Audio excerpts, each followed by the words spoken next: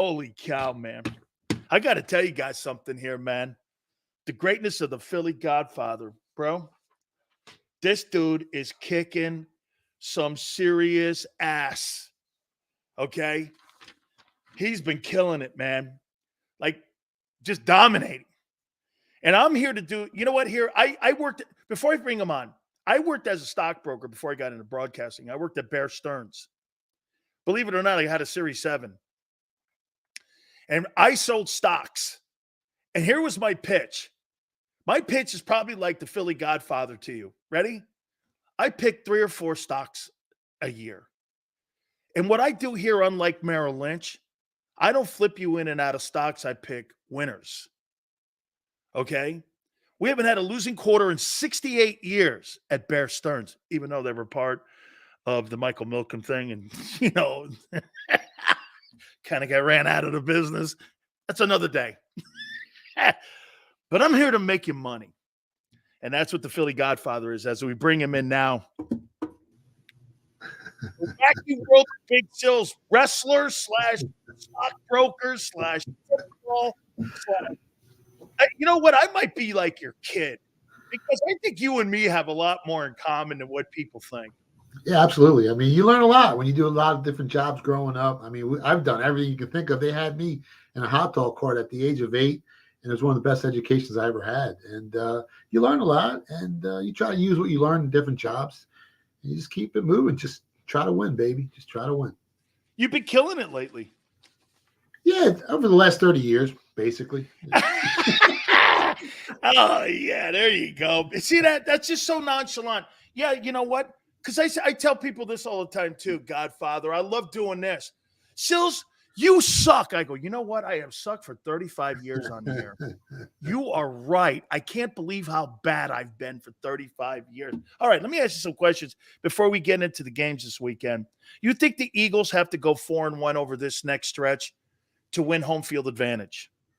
No, I don't think so. I mean, they're right now, if you check their odds, their season wins, the regular season win total, it only went up 1 game from 11.5. 11.5 started at the beginning of the season. Right now, they're at 12.5. No, I mean, San Fran's in a do-or-die situation this week against the Jags. The Cowboys, I mean, they gave the Eagles a run for the money last week, and the Eagles were lucky to win that game. But, you know, Detroit's coming along. No, I don't think so. I don't think so. Tell me if these numbers concern you. This is the secondary numbers. They're 31st in touchdown surrender, pass defense. They're 31st in completions allowed, 241. They've allowed the most first downs of any team in the NFL, 129. They're 31st in total passing yards. Only the Bears are worse. And it's not that they're so great at stopping the run. Do you know that 71% of the time now this year, teams want to throw the ball on Philly? And they're winning first and second down, and they've surrendered more first downs than any team in the league. Yeah, and they're also 20th in the league in opponent yards per play. So on every play, they rank 20th in the NFL. They give up the 20. I mean, it's just the ball's been bouncing their way. They've been lucky in some games. They're 8-1, but it's a scary 8-1. And I challenge every Eagles fan out there to tell me that they feel comfortable. The record's great, but this team is beatable. And if anyone doesn't think the Dallas Cowboys match up extremely well with this team, well, then they're lying. We'll put them in a lie detector test, and I guarantee you they're lying. They're scared of this Cowboys team come playoff time. They got lucky, you know, last weekend. It was a game of inches. The calls went their way. Jalen Hurts fumbled the ball. He recovered his own fumble. He only threw for 200 yards. I told you he wasn't going to have a lot of yards passing, and I told you Dak Prescott was going to light it up. And that's exactly what happened. But the ball's bouncing their way, and eventually that luck's going to run out, Dan. Okay. That being said, do you believe that the Eagles are the number 1 team, or do you think the Ravens are the number 1 team in the NFL? Wow. I mean, we talked about Lamar Jackson before the season started, how he's going to have an MVP season. And right now he's the odds-on favorite at plus 350 to win the MVP. The Ravens, I mean, if you look at their metrics, maybe the best in the NFL right now. They got a tough game coming up against the Browns, one of the better defensive teams in a revenge spot. Deshaun Watson is healthy. So we're going to see how good the Browns are this week. It's close. I mean, they got the best record in the NFL, and you can't argue with success. but they look vulnerable. Eagles look vulnerable. So you're not sold on them? They're a very good. I'm not sold on their defense.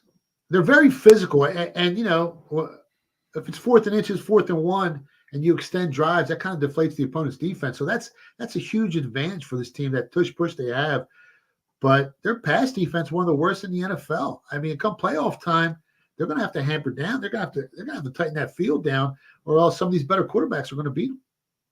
You think Jalen Hurts or Lamar Jackson has been the mid-season MVP of the league? Who's been the MVP if you had to pick one? It's Lamar Jackson, but here comes Joe Burrow.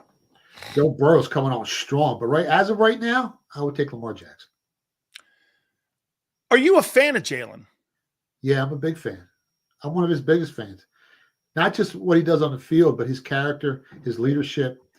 Even though I bet against him, you know, only because I think I have an edge. But from a fan perspective, I mean, he's a guy that, you know, your kids can look up to. He seems like one of those guys that, you know, he's down to earth, and he's got a heart of a lion. I mean, let's be honest. He's a real football player. You know, it's funny. I just envisioned that movie, The Natural, and that guy goes, "Kid, I bet against you. I like you, but I bet against you." It's business, man. It's business. And, you know, I'm kind of glad I lost that Cowboys bet last week, or else I'd be like 80% over the last 2 weeks. And I don't want to, you know, I don't want to brag, but thank God I lost that Cowboys.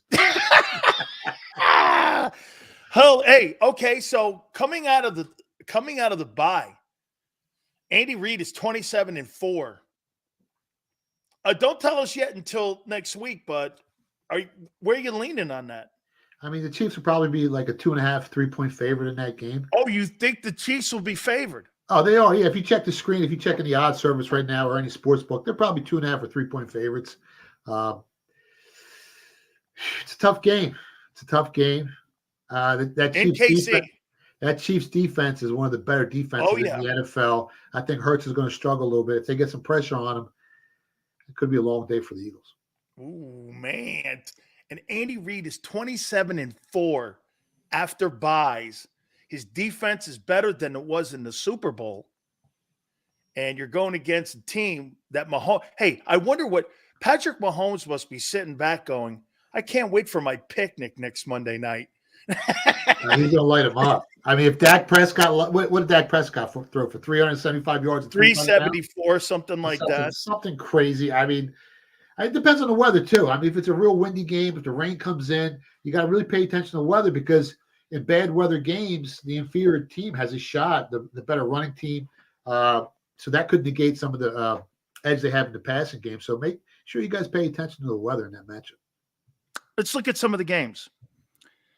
Indianapolis, and I got to say this about Shane Steichen. I think he's done a wonderful job. And if I'm not mistaken, I think they can maybe get their record back to 500. Is that right? If they win, New England's a train wreck at 2-7 right now.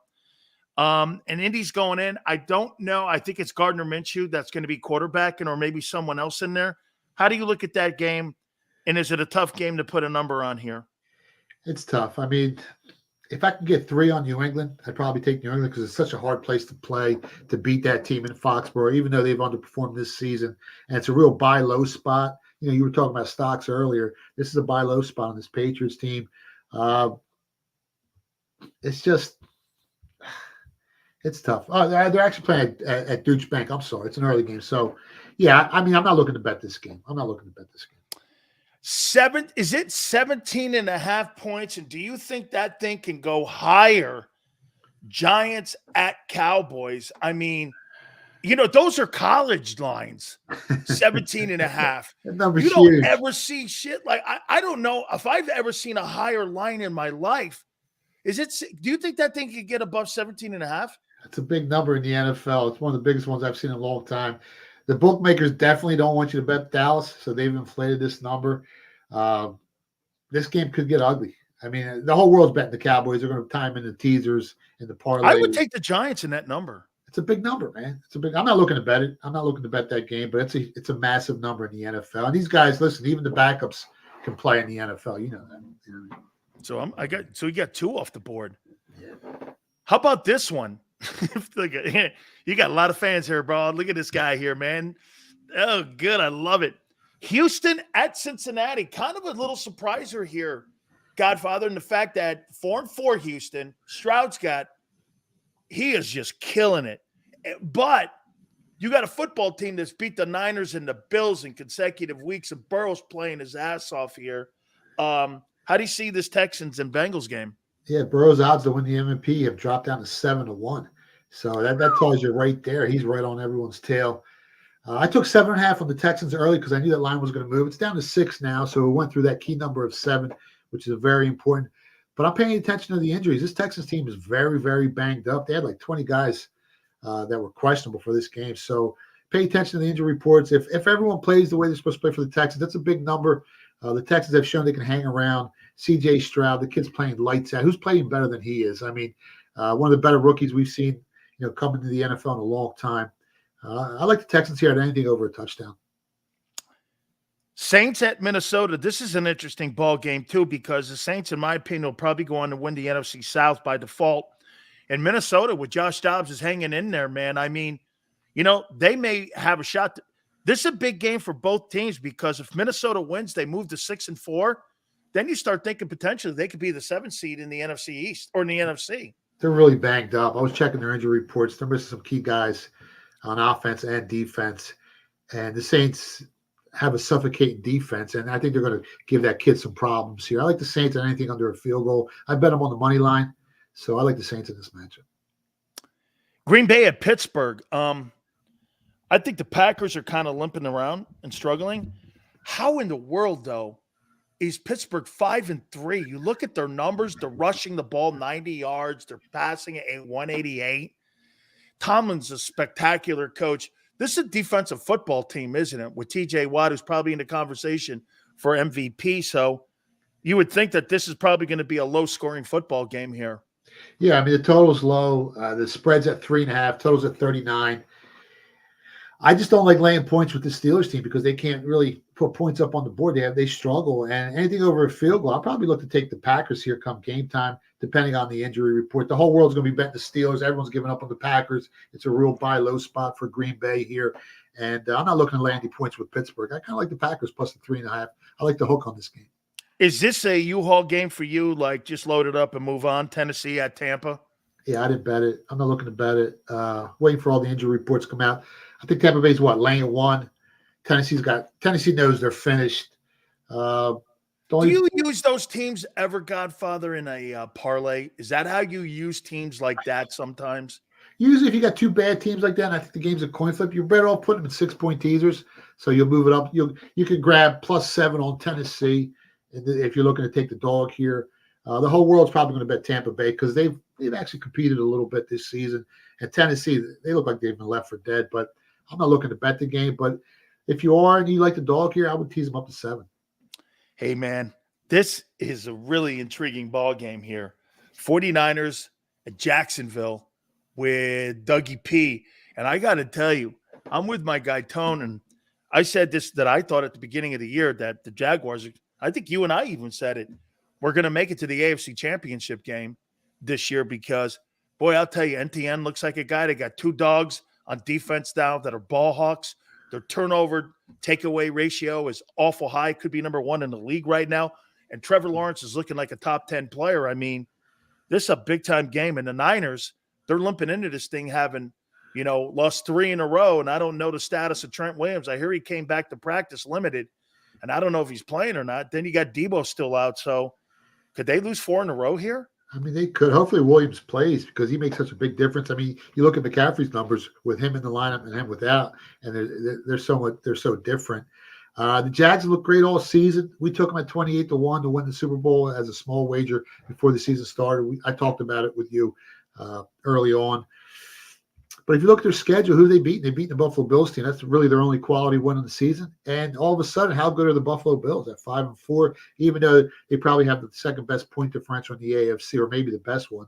But at 5-4, are the Bills really scaring anyone these days? So who has the Jags beaten? Both teams coming off the bye. San Francisco needed that. Try and get healthy here. They're banged up, like you said. At 3, I think that number's right there. I laid the money line with San Francisco because I don't want to say it's a must win, but they need to win bad. And the Jags still have a 2-game cushion against the Texans, so they can afford to drop one here. I think the 49ers bounce back and win. I don't know if they cover the spread. I think the number's right there. How about this? And I brought this up with Eagle fans, and they wanted no part of it. What if Doug gets to the Super Bowl and he wins it? There'd be 2 Eagle coaches in a row that beat the Eagles in the Super Bowl. And these 2 guys. Well, that's if the Eagles get there. I mean, let's be honest. There's 7 teams in the NFL with better point differentials on the season. And to me, that spells Luck. Let's be honest. And they're a really good team. And they're very. You think the Cowboys are better than the Eagles? I don't think they're better, but they match up really well against them. And they might be a slither below. They're not that much worse. I mean, they're going to be dangerous. In Dallas, the game's going to be a pick 'em when they play the Cowboys. And then if they beat them in the playoffs, that's the one team the Eagles don't want to play in the playoffs is the Dallas Cowboys. Let me re-ask you this question. Are they as good a team without Goddard? Yeah, I mean, he won't move the needle much. Okay. But he is a security blanket for Hurts when he gets in trouble, when they're playing one of the better pass rushing teams. It hurts losing them, but the Eagles are still stacked on offense. A.J. Brown's a monster. I mean, that offensive line, their pass rush, their pass defense is one of the worst in the NFL. That's what scares me about that team. And we talked about it since week 1. We talked about it before the season started. We said there's going to be a huge hole out there. And that's what's going on. Cleveland at Baltimore. Ravens 7-2. Cleveland, I'll tell you what, inconsistent play at quarterback, but their defense is lights out. Myles Garrett's probably the defensive player of the year so far. And they're stacked, in my opinion, Cleveland, at every single level. D-line, linebacker, secondary, pass rusher. They got skilled people too. The quarterback, if they get any kind of consistency out of him, that Cleveland team could be a frightening team. But Baltimore seemingly has no weakness right now. How do you see this thing playing out? If you're betting the Ravens right now, you're buying high. I mean, the game opened up 5. It's up to 6.5. If you can grab 7 on the Browns with that defense, they rank number 1 and 2 in opponent yards per play. So 2 of the better defenses in the NFL. Revenge spot for Cleveland. I think Deshaun Watson's finally healthy. 7 points is a lot in the division game. It means a lot to the Browns. It means a lot to the Ravens as well, but the Browns are fighting for their lives here. I kind of like the Browns here plus 7. I think they got a shot at winning the game, too. I think they're going to surprise some people here. How about this is an interesting ball game because both teams I think you're going to learn a little more about Detroit and the Chargers. I mean, the Chargers they're so inconsistent coaching wise. They lost Mike Williams earlier in the year. Eckler's back, but he's been banged up in and out. Detroit, outside of the Kansas City win, there's not really a lot of significant wins on it. Plus, they got boat raced by the Ravens a couple weeks ago. We'll learn a little bit more. Who do you like in this one? Not that it matters. It's a home game for the Chargers at SoHi Stadium because more Lions fans will be in the building. But how do you see this thing playing out? You got 2 high-scoring offenses here, and you're grabbing 3 with the Chargers. I like the Chargers plus 3. I think the game's a coin flip. Anytime a game's a coin flip, I'm going to take the dog every time. The Chargers are starting to play some better football. They got so much talent in that football team. And I think it's a bad spot for Detroit. The whole world's going to be betting the Lions here. As of right now, 70% of the tickets are on Detroit. I talked to my guys in Vegas and Costa Rica. The public's betting them like they got the next day's newspapers. So I like the Chargers here plus 3. I think they get the job done. You know what? I got to say, and I've been saying this now for about 3 months about this guy, Sam Howell. He's second in the NFL in passing yards. And the job that Eric Bieniemy has done to him, and if they win, I believe, if I'm not mistaken, they get to 500. They get to 5-5. It's in Seattle, one of the more difficult places to play. You got Geno Smith there. I think that kid, Devin Witherspoon, has been playing lights out. But Washington, people keep saying that they waved the white flag. I don't know, man. That was a big win last week for them. I think Seattle is better, but I think that's an interesting ball game there. It's a lot of points, 6 points, but it's loud in Seattle. It's a tough place to play. And Washington's offensive line isn't one of the better ones in the NFL. And like I said, when you're at home, you can mask some of those inefficiencies on your offensive line. But when that noise starts rocking, it's a lot of points, though. 6 points is a ton of points. I think they can hang around. I'm not looking to bet the game unless it gets to 7, which I don't think it's going to get there because then all the sharp money is going to jump in and take Washington plus 7. Yeah, I'm not looking to bet. The number's right there at 6. I think that's the right number. You want to hear some intel here? I'm going to give it to you here about this. And the reason I'm going to bring the Jets and Raiders game up, so supposedly in walkthroughs yesterday, Aaron Rodgers was taking snaps and he was dropping back and like moving around, and he was actually getting out in the perimeter, and not too much work, but he thinks he's 3 weeks away from playing this year. And this is kind of, if they win this game, don't they stay in it, the Jets? Don't they kind of keep around in it if they win this game? And I'd be interested to see if they get Rodgers and all of a sudden you got a 3-game stretch that could determine whether or not they get into playoffs. Would you play them? Their offensive line's so banged up. Oh, man. What are they missing? Like 4 guys on their offense. You're going to get Rodgers killed back there. You're going to bring him in. He's going to go right back out. He's going to get hurt again. Hey, he's not a China doll, Godfather. We're paying him $50 million. Let's go. Yeah, but come on, man. Hey, come on, man. Hey, look at me. Hey, come on now. You got to catch. But I mean, you brought Rodgers in and you didn't secure your offensive line, and now they're all banged up. The game's a pick 'em. You can probably grab one on the Raiders. I like the Raiders here. It's I just think anytime a team's missing all those offensive linemen, I mean, how good can you really be? I mean, I like the Raiders here in this man. And Jets defense is solid. I kind of like the Raiders there. This Monday night game, I got to tell you here. So they're 3-5, Denver. I think they've kind of righted the ship. Wilson's playing effective and efficient football, not crazy stuff here. I'm not saying he's Russell Wilson, 2013 Russell Wilson. And Buffalo, injuries in their back end. Their defense has got a ton of injuries. They're pissed off at the coordinator. There's really one target in the building. Could you see Denver going in there and winning that football game in Buffalo? I don't think you win the game, but it's 7.5 points. A lot of points. I think they can cover. People still don't respect this Denver Broncos team, and a lot of the betting public still thinks the Buffalo Bills are the same team from the last couple seasons. So at 7.5, I think the number's too high. If you're looking to bet Buffalo, I would tease them down. If you can lay 1, maybe time in with one of the other teams that you like this week. But I wouldn't lay 7.5 on the Buffalo Bills. The way they've looked, the way they've underperformed, it's not a team I'm looking to invest in, especially over that key number of 7. 3 and 7 are the most key numbers when you're looking at bet games in the NFL. So I kind of like Denver here over 7.5. If you get 7.5, I like the Broncos. I'm going to do some college games here, but I want to throw a prop bet at you. Who takes his team further this year, Doug Peterson or Nick Sirianni? Man, that's tough because the Jags still haven't. I mean, if they go out this week and they beat off San Francisco, I'll take the Jags. But the Eagles still, that pass defense is very suspect, man. They could be one and done in the playoffs. And as good as they've looked, and as great as the Philly fans are feeling with that 8-1 record, it's scary. I mean, and like I said, you can hook them all up to lie detector tests, and they might be telling you how great the Eagles are, but inside they know that team is vulnerable. I'm going to start calling you Philly Flamethrower. Hey, listen, I'm an Eagles fan. I hope they win the Super Bowl. But listen, I'm placing close to 7,000 wagers a year. So that futures ticket I got on the Cowboys at 61, it was all about the price. Win or lose, it's not really going to change my bottom line.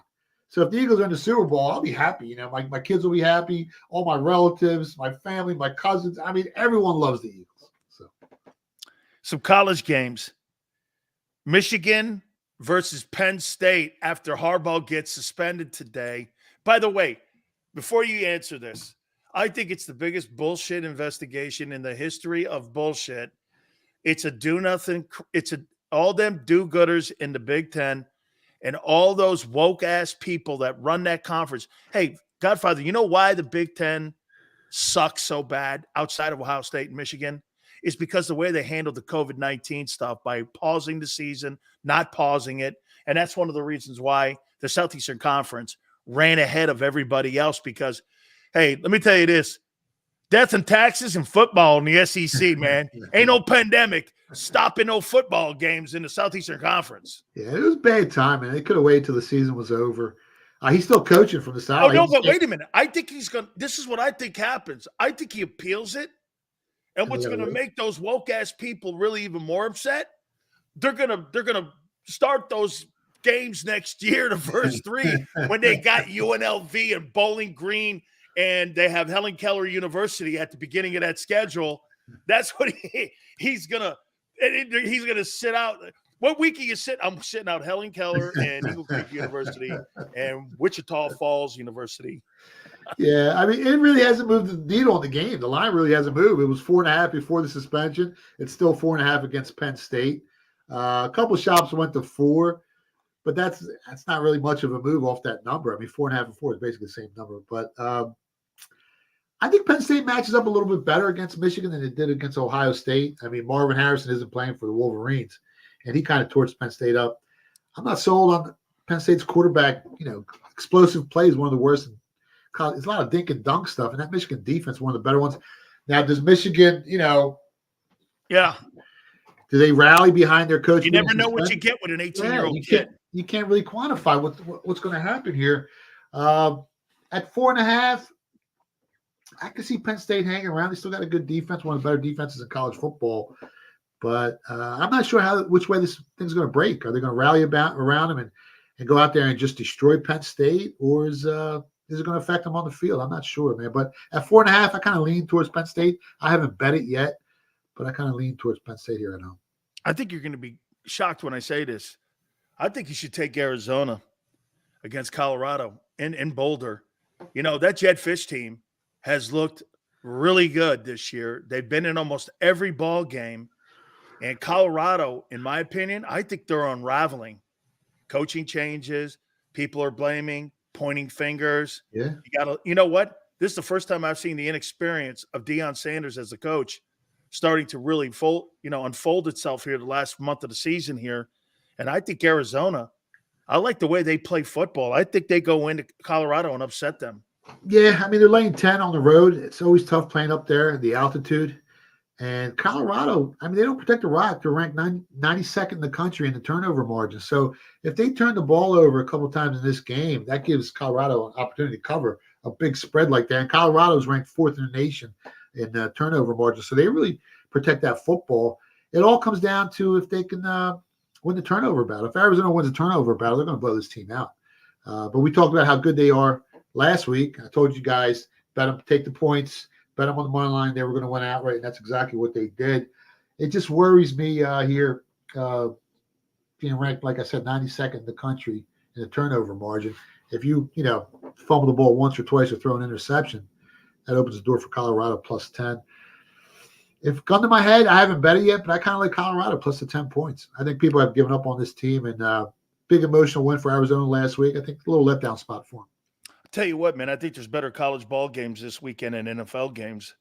I have to ask you, and just for the record, I have never lost against Florida State. So, I mean, it's in Tallahassee at Doak Campbell, too. I got to tell you this. Hey, real quick. So when you go up there back in the day, now they can't do this stuff because of the woke assers today that we have in our society. But you used to go up there, and I'm a guy from the New England area. So, Godfather, I walk up there. I'm at Doak Campbell like this. They put the lights out, and you're going like this. And all of a sudden, you see that white horse come rolling out, and they got this. And I'm sitting there going, there's a guy with a spear coming for me. And I'm going like, and it's on fire. And he throws it almost between my legs. Boom, into the ground. I'm like, holy shit. Okay. I hadn't seen anything like that before in my life. This was back when Coach Bowden was there. It's a pretty intimidating place when they're winning, and I really like that team. I think they got more signature wins on their schedule this year than any top 5 team that's in the top 5 right now. I think Miami's got their hands full. It's got to be a pretty big point spread here too going up there, but it's a rivalry game. What do you see in this thing? I mean, as of right now, Florida State's actually got the best odds to make the college football playoffs. They're minus Oh, I think 320. they do make it. Yeah, I did. So you can just pencil them in. Spreads was 15. It's down to 14.5, 14 in some spots. So there's some money taking Miami. If you look at the tail of the tape, if you look at the rosters, offensively, their metrics are pretty close. Yards per play, yards per rush, yards per pass. Godfather, stop. I just heard you say 14.5. It's a lot of points. We're moving on. We're moving on. What's killed Miami is the turnovers, Dan. Look at that. Hey, they turned the ball over. It's killed. It's a lot of points. I don't want to know no more. Hey. I think this game's interesting. Utah, Washington. Yeah. I mean, game opened up 10. It's down to 8 in some spots, 8.5. Utah's defense, one of the better defenses. I don't know if they can score with Washington, man. You know, that team can put up some points. If it gets any lower, I'll probably be looking to take Washington here. I haven't bet the game yet, but man, it's a tough one. The number's right there on that matchup. How about this, man? I watched Georgia last week against Missouri. I think Georgia's beatable. I don't think they're as formidable as they've been the last 2 years. I think they're good. I think their defense is good. But I don't know, man. They look vulnerable. They look like they're not as dominant, especially in the run game. And Ole Miss, you know, Lane Kiffin, he could throw the pill around the yard a little bit. I think that's an interesting game. I know it's in Athens, but I mean, Ole Miss and Georgia, that looks like I think that game could be a pretty close game. It's a big number. Georgia's laying 11. I mean, I think that's a big number. I mean, it is. I think Ole Miss can stay within that number. They don't turn the ball over. I think they're ranked 10th in the nation in the turnover margin. They got the best turnover margin in the SEC, and their defensive line gets after the quarterback. I mean, they've had a ton of sacks this season, so I think Ole Miss can stay within that number. It's a big 11 points. Is a lot of points here, man. Georgia, like you said, they've looked vulnerable. They look great at times, but this is one of the better teams they're going to face all season. I like Ole Miss plus the 11. Finally, here. Boy, I'll tell you, of all the teams with one loss, and it's between Bama and this team, Oregon. Man, Oregon, I tell you this, Bo Nix has really had a wonderful season. Now, he is 58 years old. He's been in college football. I mean, this guy's like on a GI Bill or something. This guy played 4 years when he was at Auburn or something like that, and he's been up at Oregon for 4. I mean, I've never seen anything like it. This guy's going to be 38 when he leaves. It goes into the NFL like Chris Winkie. And Southern Cal, holy cow, man. That thing is – you fired the D coordinator. Hey, just in time. They've imploded, man. The line's big. It's 15. Total 75. They're expecting a shootout here. Bo Nix right now, he's got – what's that? What's the number? 15. They're laying 15, and the total's at 75. So they're expecting a ton of points. Bo Nix right now has the second best odds to win the Heisman. Penix is like plus 150. He's at plus 200. Oregon actually has better odds now than Washington to make the playoffs. So that's flip-flopped, and I think Oregon's better than Washington. I mean, they got lucky to win that game. Yeah, I could see Oregon blowing them out. Here. I'll tell you what, you made me feel better knowing that SC has a higher number than what UN does. I feel a ton better right now. Hey, man. Listen, Miami's got a shout, man. Everyone's going to be betting Florida State. And you know what happens. But if they keep turning the ball over, they got no shot at all. That's what's killed them all season. You want me to tell you what that score is? Got it. 34-10 FSU. Oh, God, it's ugly. It's ugly. Oh, yeah. People will be screaming at me. What the guy makes $8 million? That's your boy. You told me you loved him. Now look at him. He sucks. Everything blows. And I'm like, oh my, you have no idea how many people contact me after those shitty games. Like after Georgia Tech, it was a train wreck after that game. And the alumni call me and they get in my ass on it. Wow. Philly Godfather, you were awesome as always. Tell folks how they can get in touch with you. Yeah, you can follow me on Twitter at Philly Godfather. You can go to my website, phillygodfather.com. And make sure you guys catch the show on Sirius XM, JAKIB Media, every Thursday from 6 to 8. We also live streaming on my Twitter account, the Sports Betting Show. So make sure you guys check it out. Absolutely, man. And by the way, man, he said he's a Jalen Hurts and Eagle fan. I don't know why you guys are assuming he's not. Listen, I'm a money fan. That comes first. The Bills come first, and then the fandom comes next. And how can you not love Jalen Hurts? I mean, he's a real football player. One thing about my guy Tony says he wants you to admit it, though, that the Cowboys lost. Oh, yeah, of course they lost. Well, actually, they gave the game away. Really, Godfather, thank you very much. Keep it going, my very good. That is the Philly Godfather. Look at that, huh? Tone, Cowboys, there they are right there, man. Right, Tone? Right there, man. He couldn't do it. I know they gave the game away. All right, man. Have yourselves a fabulous weekend. Thank you guys so much. Hey, we start the second half of the season next week, Kansas City week. That's going to be enormous. Xander, thank you so much, man. Hey, you guys were absolutely great. Please hit the like button. Tone, spectacular stuff. I love you on the program, man. Each and every single Monday through Friday from 2 to 6. Thank you guys so much. We will catch you on Monday, 2 to 6, and we'll see you on the flip side.